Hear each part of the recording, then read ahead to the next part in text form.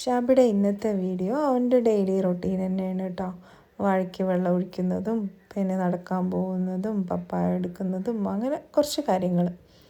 അതിൻ്റെ കൂടെ വേറെ ഒരു വിഷയം സംസാരിക്കാമെന്ന് വിചാരിച്ചു. ഷാബി സ്പീച്ച് ഇല്ലാത്തൊരു കുട്ടിയാണ്. പക്ഷേ ഈ വിഭാഗത്തിലുള്ള സ്പീച്ചുള്ള പറഞ്ഞാലൊക്കെ മനസ്സിലാവുന്ന കുട്ടികളും ഉണ്ട്. അതായത് ഡൗൺ സിൻഡ്രോം അല്ലെങ്കിൽ ഓട്ടിസത്തിലുള്ള കുറച്ചുകൂടി ഒന്ന് സിവിയർ ആവാത്തവരും അങ്ങനെ ഓരോ വിഭാഗന്മാരൊക്കെ കുറേ വിഭാഗങ്ങളുണ്ടല്ലോ ഇവർ. അപ്പോൾ അവർക്ക് ചില കുട്ടികൾക്കൊക്കെ ഒട്ടുമിക്ക കുട്ടികൾക്കും മറ്റുള്ളവർ പറയുന്നതൊക്കെ മനസ്സിലാക്കാനൊക്കെ കഴിയും. പഠന വൈകല്യവും ഒക്കെ ഉള്ള കുട്ടികൾക്ക് അവർക്ക് തന്നെ അറിയാം അവർക്കെന്തോ പ്രശ്നമുണ്ട് എന്ന്. പക്ഷേ അതിനെ മറികടക്കാൻ വേണ്ടിയിട്ട് ആ രക്ഷിതാക്കളും ആ കുട്ടികളും ഒക്കെ പ്രയത്നിക്കുന്നുണ്ടാവും. പക്ഷേ ഇവരുടെ പ്രയത്നത്തിൻ്റെ റിസൾട്ട് എന്ന് പറയുന്നത് ഒരു മുള വിത്തിട്ട് കഴിഞ്ഞാൽ മുള ഉയർന്നു വരാനുള്ള സമയം എത്രയാണ്? ഒരുപാട് കാലം കഴിഞ്ഞാലല്ലേ അത് ഉയർന്നു വരുള്ളൂ.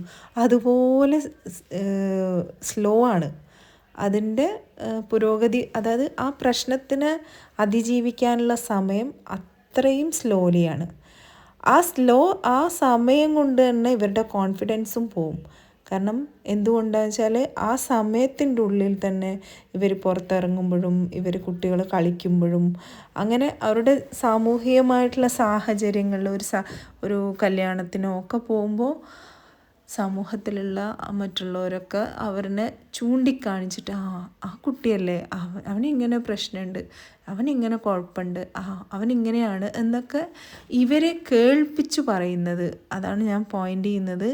ഇവരെ കേൾപ്പിച്ച് പറയുന്നത്. അതോടുകൂടിയിട്ട് പിന്നെ ഈ കുട്ടിയുടെ ആത്മവിശ്വാസമാണ് നഷ്ടപ്പെടുന്നത്.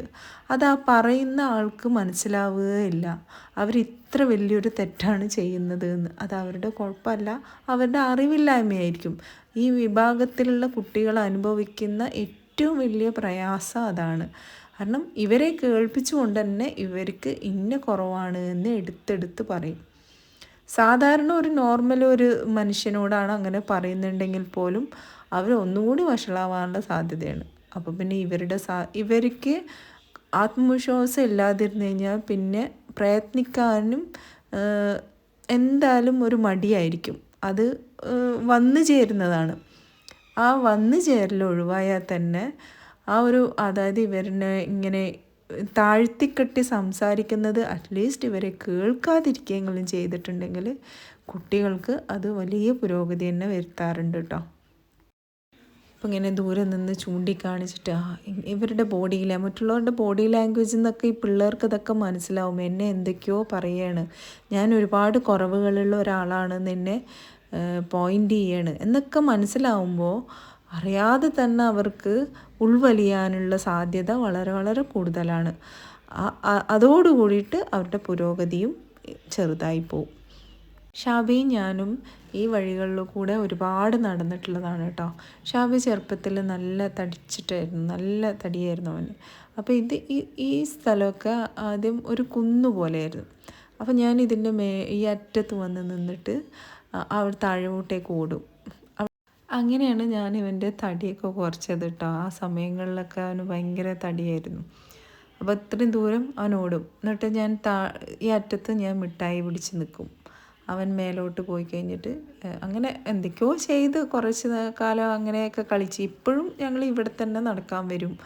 അവിടെ നിന്ന് ചിലപ്പോൾ ഇങ്ങനെ വട്ടം തിരിഞ്ഞ് അങ്ങനെ ചിലപ്പോഴൊക്കെ സ്ഥലം മാറിപ്പോവും. അങ്ങനെയൊക്കെ ചെയ്യും. സ്വാഭാവികം എന്തെങ്കിലുമൊക്കെ ഒരു ചേഞ്ചൊക്കെ കൊടുക്കുകയൊക്കെ ചെയ്യും. കുട്ടികളുണ്ടെങ്കിൽ അവരുടെ കൂടെ ഓടിക്കളിക്കാനും അവനിക്ക് താല്പര്യം ഉണ്ടാവില്ല.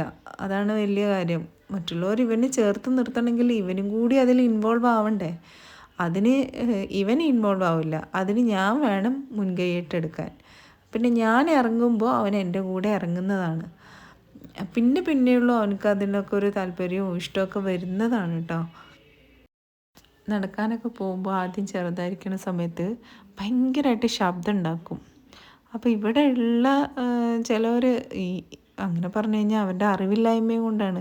എന്തിനാണ് ഇപ്പോൾ ഇങ്ങനത്തെ ഒച്ച ഉണ്ടാക്കുന്ന കുട്ടീനെയും കൊണ്ട് നടക്കാൻ വരുന്നത്, വീട്ടിൽ തന്നെ നിർത്തിയാൽ പോരേന്ന് വളരെ സൗമ്യമായിട്ട് തന്നെ അവരുടെ ഒരു അറിവ് ഈ വിഭാഗത്തിൻ്റെ പ്രശ്നം എന്താണെന്നോ ഒന്നും മനസ്സിലാക്കാത്ത സാധാരണ ആളുകൾ അവരെന്നോട് ചോദിച്ചിട്ടുണ്ട്.